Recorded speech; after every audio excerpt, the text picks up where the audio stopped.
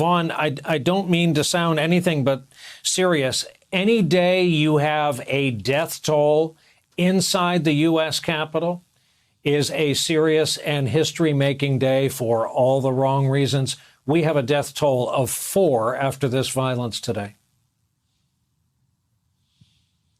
Yeah, good evening, Brian.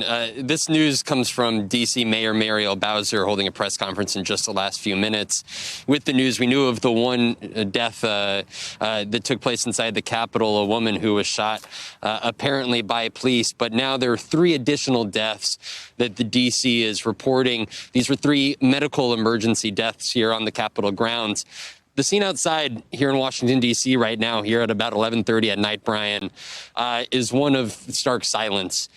D.C. is past curfew that was implemented at 6 o'clock, and over the next 2 hours, law enforcement agencies, Capitol Police, D.C. Metropolitan Police, FBI, the National Guard, all came in here and systematically pushed back the folks who here had gathered, those insurgents that were inside the Capitol and those who were here on the outskirts here.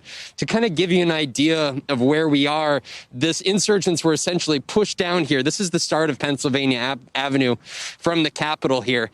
And, you know, for folks kind of getting a gist of what they saw today, you saw that scaffolding that was set up for Inauguration Day, which was overtaken by thousands. At that point, that is where Joe Biden would be slated to be inaugurated. And it's at that point that typically in a normal year that the inaugural parade stretches right down here, down Pennsylvania Avenue.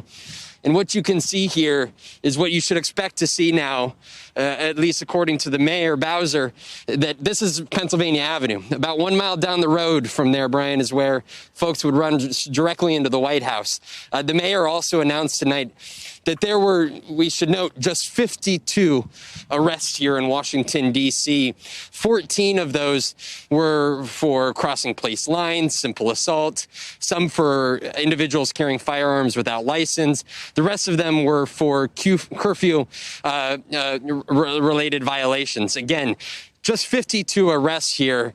And when you saw hundreds of individuals storm the U.S. Capitol, we should note the mayor also saying here in just these last 20 minutes, though, that they will, over the coming days, be putting out alerts with photographs of individuals who had entered the Capitol. They're asking the public for help, believing that those individuals who went inside the Capitol breaking federal law should be held to account. We should also note that there were at least 14 other medical emergency transports or fire transports here in Washington, D.C. You said it. It's a sad day when we're talking about deaths on the grounds of the U.S. Capitol. But again, at least 4 deaths that we're aware of at this time here on the U.S. Capitol here on this January 6th, 2021, Brian. Hey there, I'm Chris Hayes from MSNBC. Thanks for watching MSNBC on YouTube. If you want to keep up to date with the videos we're putting out, you can click subscribe just below me or click over on this list to see lots of other great videos.